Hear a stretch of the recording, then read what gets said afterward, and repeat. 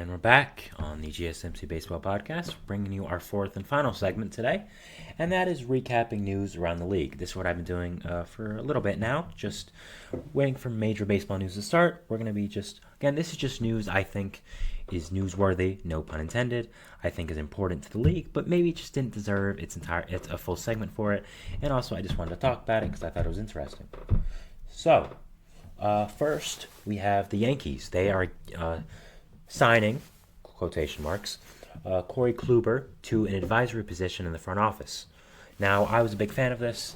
I'm a big proponent of, sorry about the camera there, a big proponent of former players becoming members of a front office and just members of the team and working more closely with them. I think they have really great knowledge, and I'm always a fan of this. Of course, Corey Kluber did just retire from a really great career with the Indians, the then Indians, now the Guardians, the Rangers for one game, which is a interesting situation we have there when people are going to look at his baseball card in the future.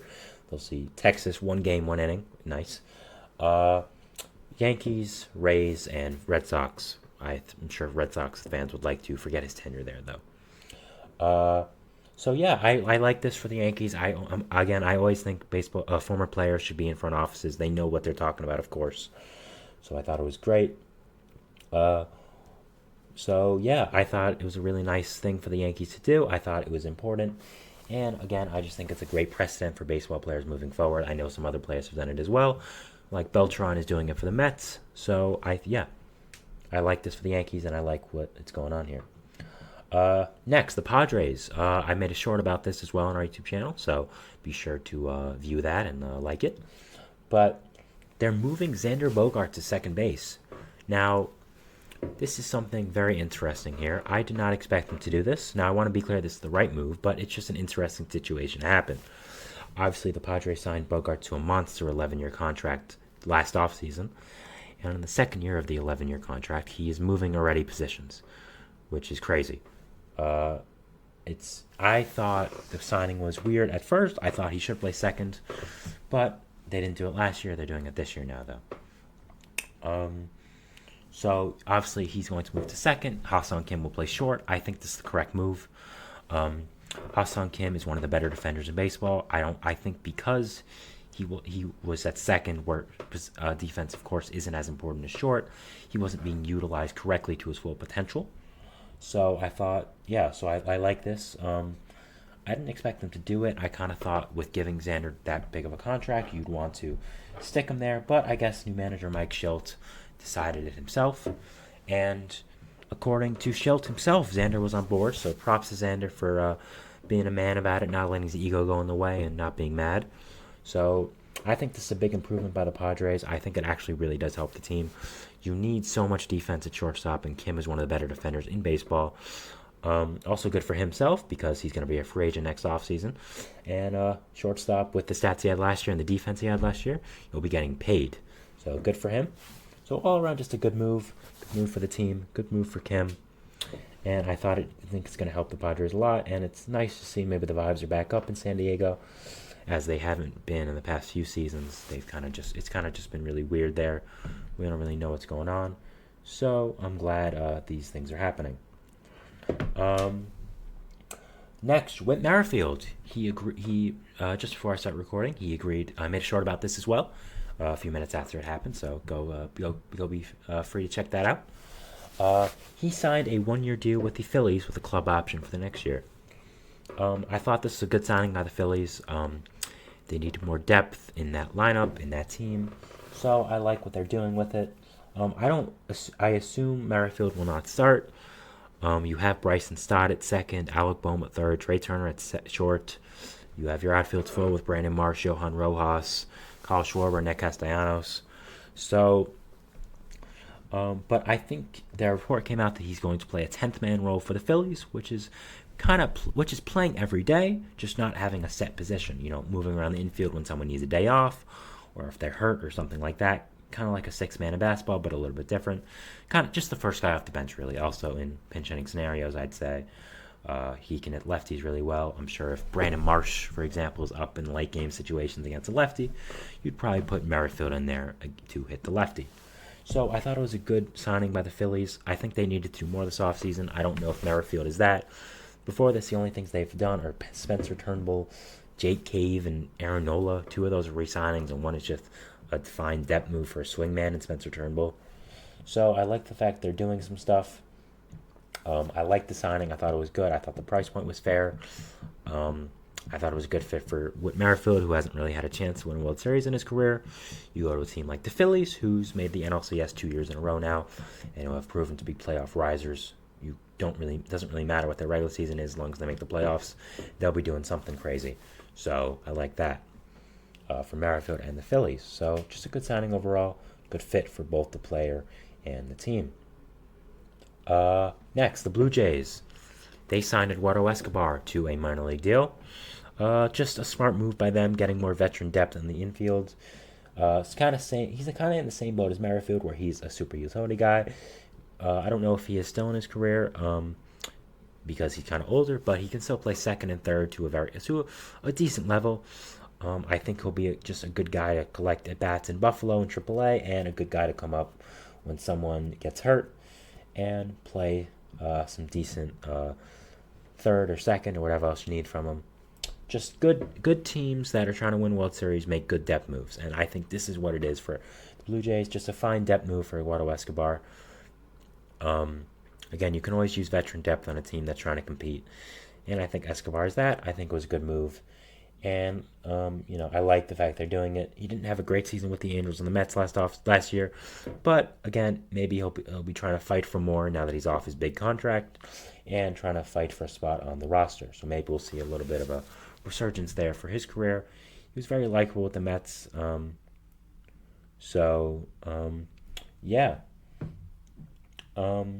Next, the Angels. They're showing heavy interest in Ahmed Rosario, another former Met. We talked about one in Eduardo Escobar. So I think this is kind of a weird kind of fit here. They have a shortstop in Zach Neto, who is going to be their franchise guy.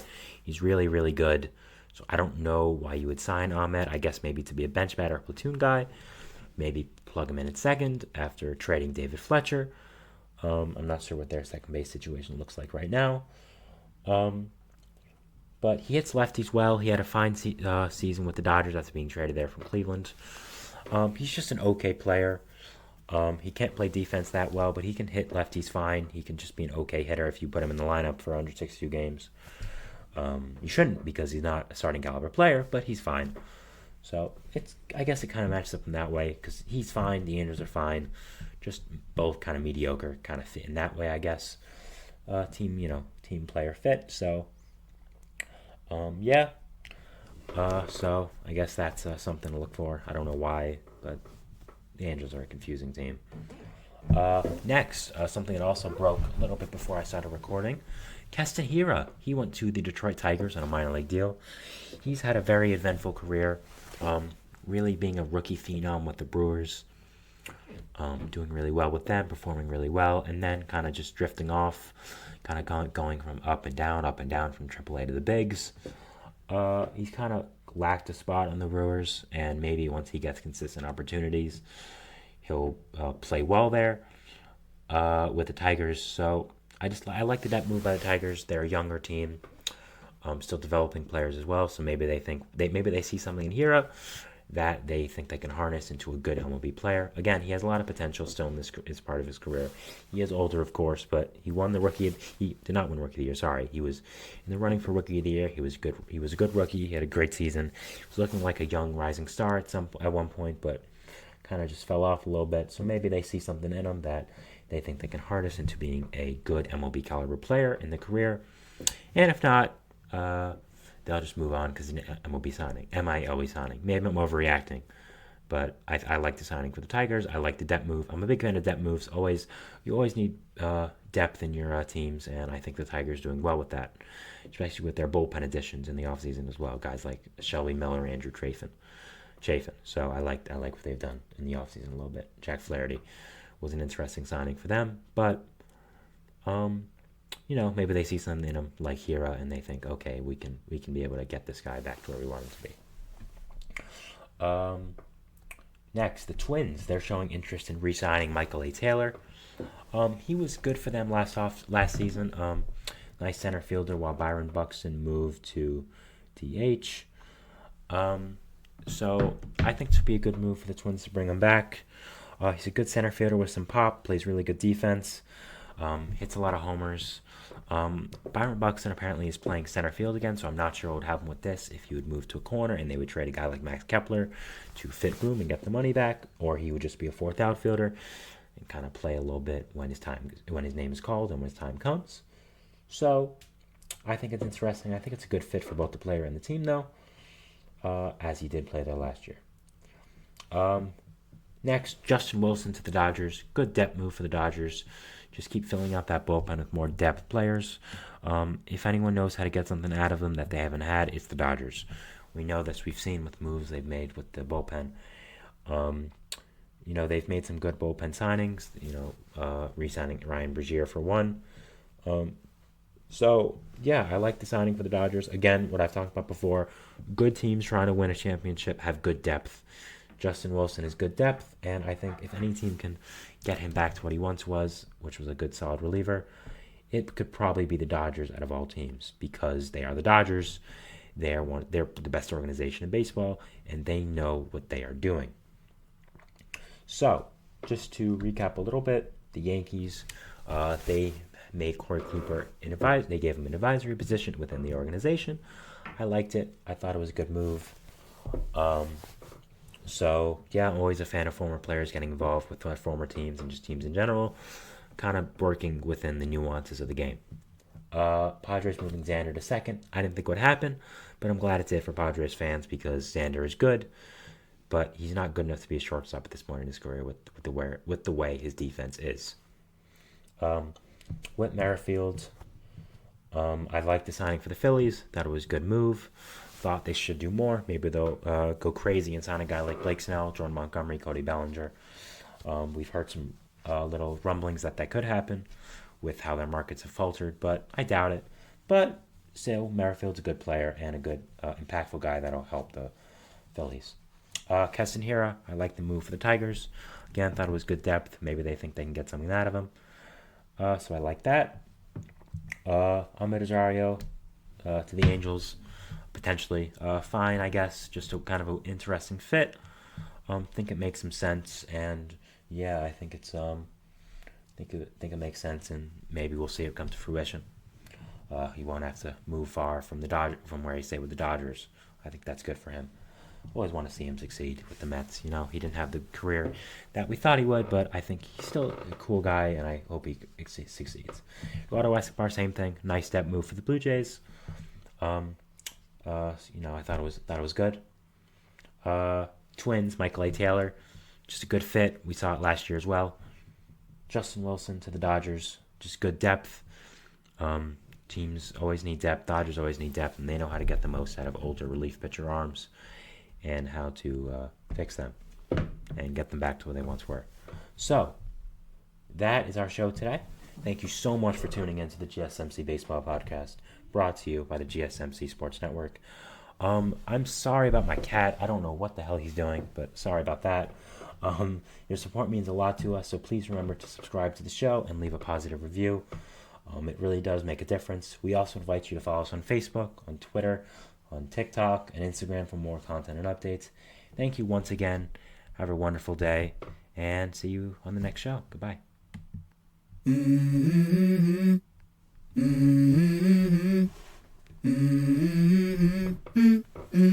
Let's go. I wake up to a little bit of drool on my pillow, feel like it's gonna be a bad day. Yeah, I'm tired of shit, and the coffee ain't hit yet, damn, ain't that great. I don't wanna go to